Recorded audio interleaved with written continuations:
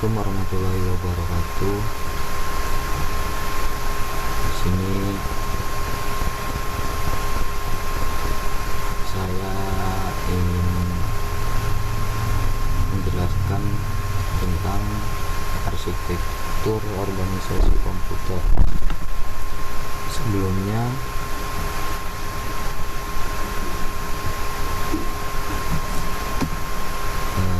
saya menggunakan ini TSOKOM dari kampus Teknik Pengetahuan Indonesia Pengasinan. Dosen pengakunya ada Bapak Rama Distia MP MKMT, dan saya pribadi Fauzi Kurniawan, dan nomor NPM nya 1091806401113 semester 5. Baik, langsung saja kita ke pendahuluan arsitektur organisasi komputer. Tujuan instruksional: mahasiswa mampu memahami pengertian dari organisasi dan arsitektur komputer serta struktur dan fungsi komputer. Komputer sebagai sebuah sistem yang berhierarki.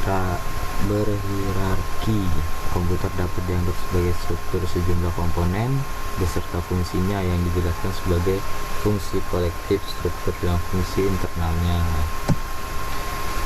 Arsitektur dan organisasi. Arsitektur sendiri adalah atribut yang berhubungan dengan programmer, kumpulan bit, jumlah bit yang digunakan untuk representasi data, mekanisme, teknik pengalamatan. Lalu di sini ada contohnya. Apakah tersedia instruksi untuk perkalian? Itu termasuk contoh dari atribut yang berhubungan dengan programmer. Di organisasi, bagaimana suatu perangkat diimplementasikan? Itu ialah sinyal kontrol, interface, dan memori. Contohnya penambahan hardware baru atau penambahan hardware secara berulang-ulang. Apakah instruksi perkalian diimplementasikan secara hardware ataukah dikerjakan dengan penambahan secara berulang? Itu contoh tadi bagaimana sinyal kontrol, interface, dan memori untuk diimplementasikan. Lalu di sini ada arsitektur sama. Organisasi dapat berbeda. Arsitektur bertahan lama. Organisasi menyesuaikan perkembangan teknologi. Semua keluarga Intel x86 mempunyai dasar arsitektur yang sama. Semua keluarga IBM sistem per 376 mempunyai dasar arsitektur yang sama. Memberikan kompatibilitas kode. Organisasi berbeda jika versi berbeda, jadi dia menyesuaikan. Di sini ada fungsi dan struktur. Fungsi merupakan operasi dari masing-masing komponen sebagai bagian dari struktur yang diinginkan. Struktur adalah bagaimana masing-masing komponen saling berhubungan satu sama lain. Fungsinya: semua komputer berfungsi untuk pengolahan data processing. Itu termasuk fungsi komputer supaya komputer berjalan seperti apa yang diinginkan. Penyimpanan data storage. Penyimpanan data ini wajib untuk komputer karena bila komputer tidak mempunyai penyimpanan data, maka data-data yang dibuat akan hilang begitu saja. Pemindahan data movement, ini juga termasuk bisa dibilang fungsi dari komputer untuk memindahkan file-file yang diinginkan. Kontrol. Di sini komputer dilihat dari sudut pandang fungsi. Operating environment result in this coordination of data movement apparatus. Lalu dia ke control mechanics, data storage facility, langsung ke control mechanics lagi, data processing facility, baru ke atas. Sini lanjut lagi pemindahan data kontrol dari keyboard ke layar monitor, movement control, processing, storage. Ini possible computer operation. Di sini ada penyimpanan data download dari internet, contohnya dari movement ke storage. Lalu di sini ada movement control, storage, processing. Di sini juga ada contoh dari pengelolaan, penyimpanan, updating, dan statement. Pemrosesan dari penyimpanan ke I/O, pencetakan bank statement, struktur top level.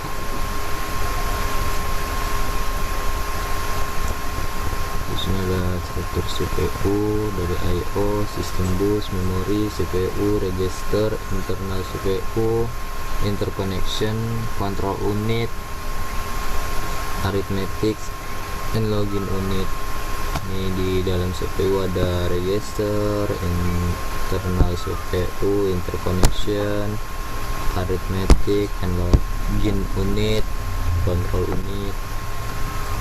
Lalu di sini juga di bagian CPU nih dari control unit ada sequencing login, ada control unit, register dan recorder, control memory. Baik, segitu saja. Kita lanjut lagi untuk yang kedua. Kita langsung masuk ke sini.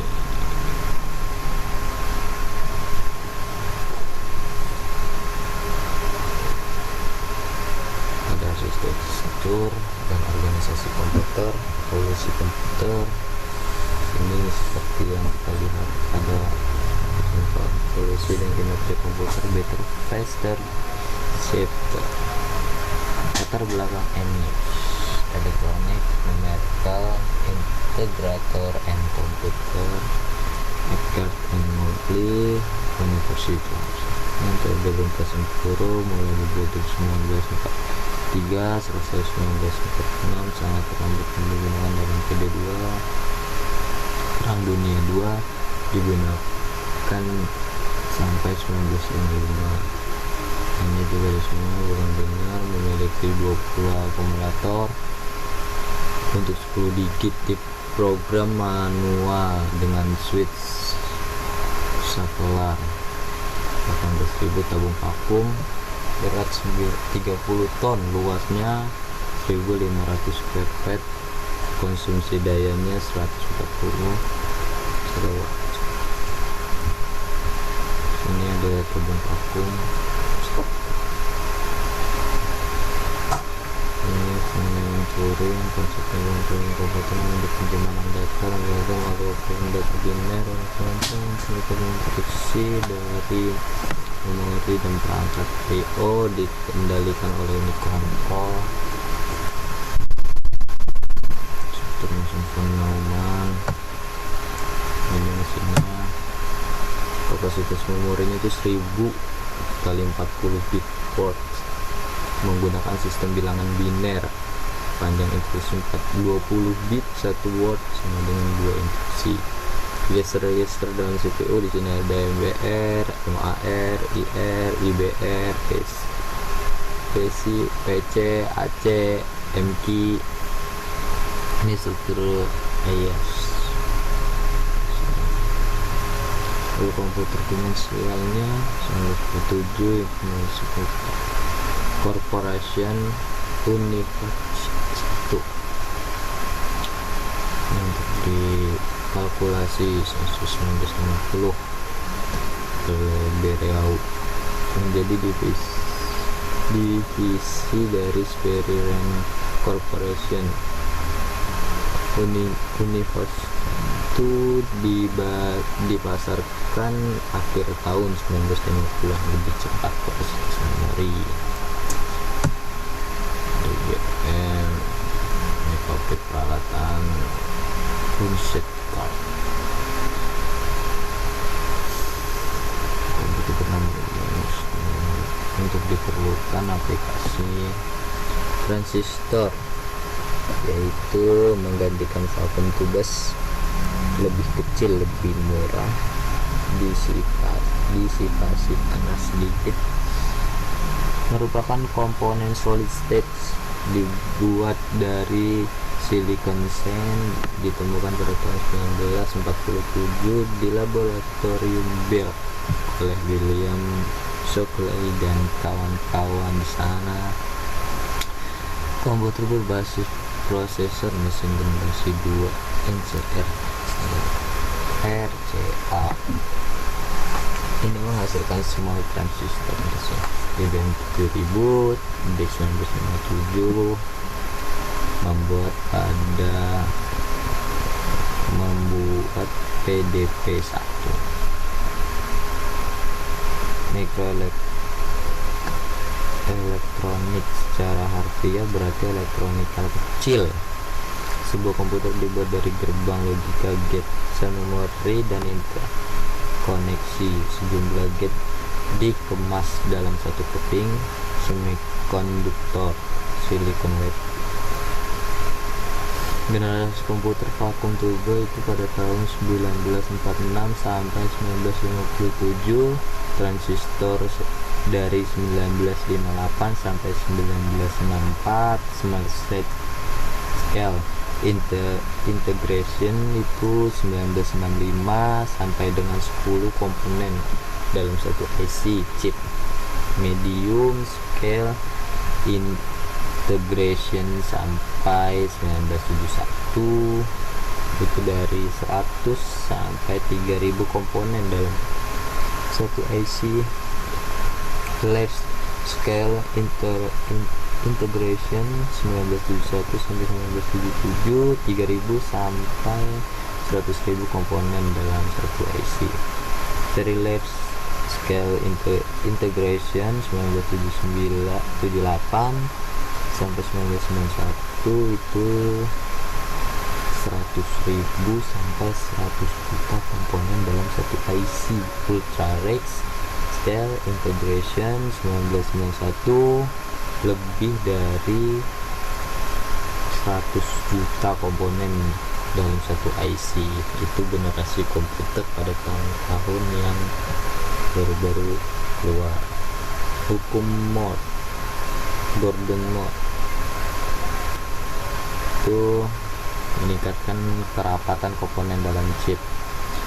Jumlah transistor atau chip meningkat 2 kali lipat per tahun. Sejak 1970 pengembangan agak lambat. Jumlah transistor 2 kali lipat setiap 18 bulan. Harga suatu chip tetap harga satu chip tetap atau hampir tidak berubah. Kerapatan tinggi berarti jalur pendek, menghasilkan kinerja yang meningkat. Ukuran semakin kecil, fleksibilitas meningkat, daya listrik lebih hemat, panas menurun. Sambungan sedikit berarti semakin handal, lebih reliable. Ini adalah dimana pertumbuhan jumlah transistor dan CPU dari 1970 sampai 2009-2008. 1 billion transistor CPU. Di sini ada IBM series 350 untuk PDP-8 1964. Ini komputer pertama tidak mengharuskan ruangan ber-AC, kurang kecil, dari $15.000.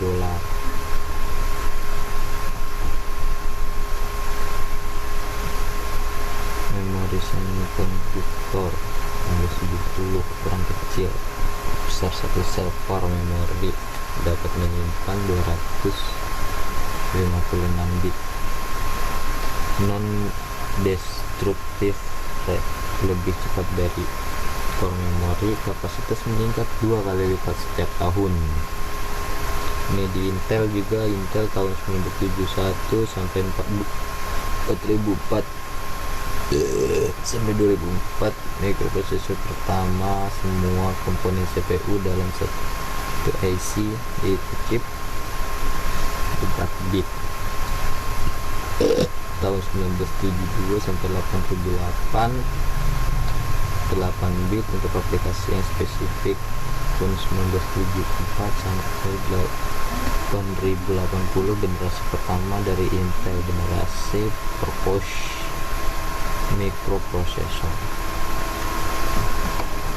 Meningkatkan kecepatan tipe lining, onboard change, onboard L1 dan L2 change.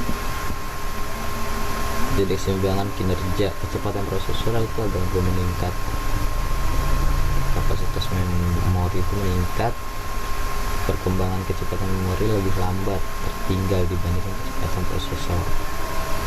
Ini perbandingan kinerja logik dan memori. Di sini ada solusi meningkatkan jumlah bit per akses, mengubah instruksi drum change itu. Lalu yang ketiga mengurangi frekuensinya akses memori, change yang lebih kompleks dan change on chip. Yang keempat di sini ada meningkatkan bandwidth interkoneksi, bus kecepatan tinggi, high speed buses. Di sini ada perangkat I/O. Perangkat untuk kebutuhan I/O itu besar data throughput yang dibutuhkan, dapat dihandle oleh prosesor, permasalahan perbedaan data. Solusinya changing, buffering, higher speed interconnection buses, more elaborate bus structures,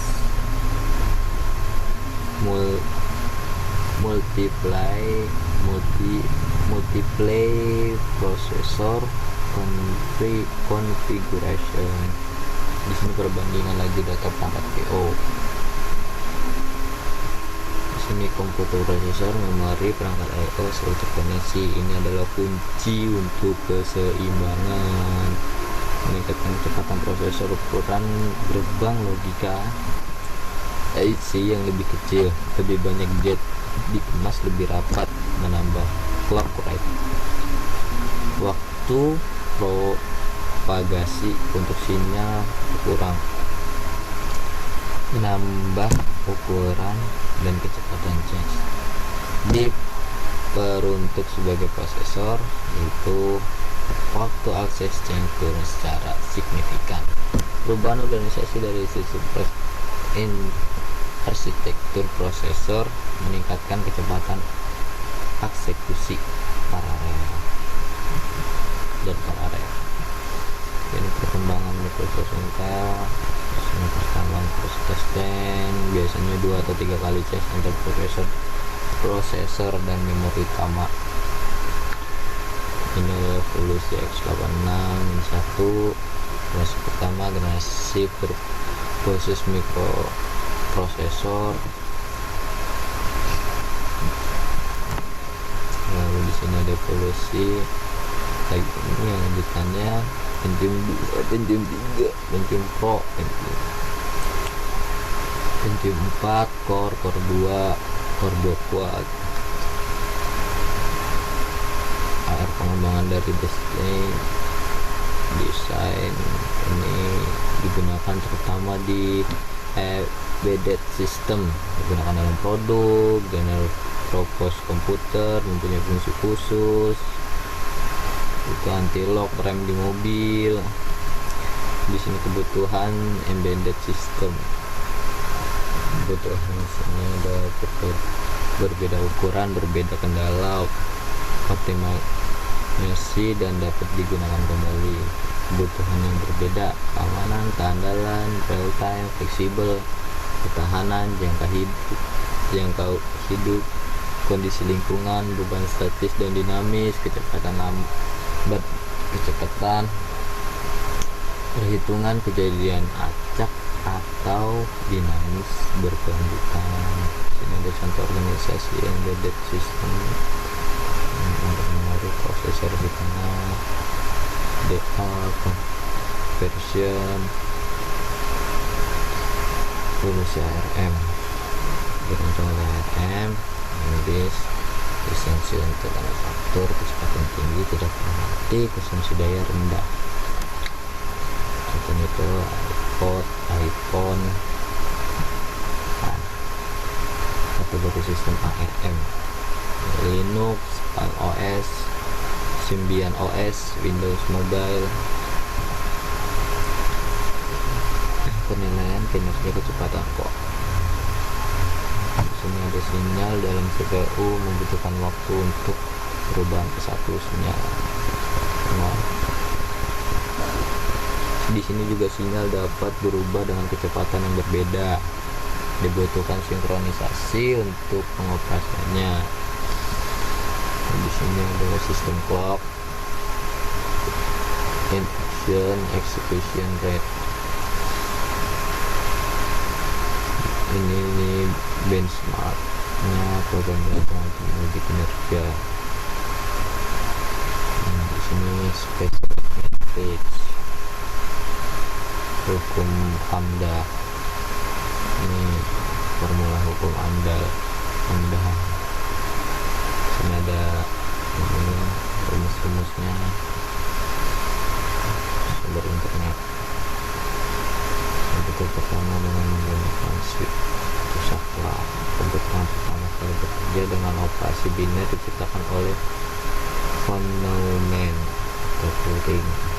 Komputer yang pertama kali mempunyai konsep penyimpanan program komputer dan memori adalah Stefan yang Studious IAS.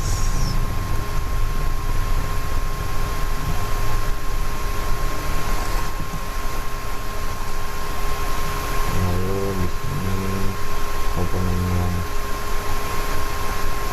next.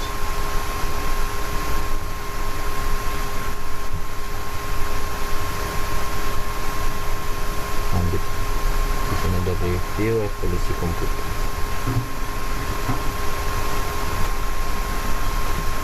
Ini review evolusi komputer, yaitu sebutan 4 komponen utama dalam generasi proses komputer, yaitu ada CPU, memori, input, output, interkoneksi. Ini penjelasan dari perkembangan teknologi IC, peningkatan kecepatan prosesor, ukuran gerbang logika IC yang lebih kecil, lebih banyak gate, dikemas lebih rapat, menambah clock rate, waktu propagasi untuk sinyal berkurang, menambah ukuran dan kecepatan change, diperuntuk sebagai prosesor, waktu akses change turun secara signifikan. Yang ketiga, perubahan organisasi dan arsitektur prosesor meningkat secepat eksekusi yang tadi kita bahas. Ini adalah penjelasan hukum Moore. Ini memilih komputer.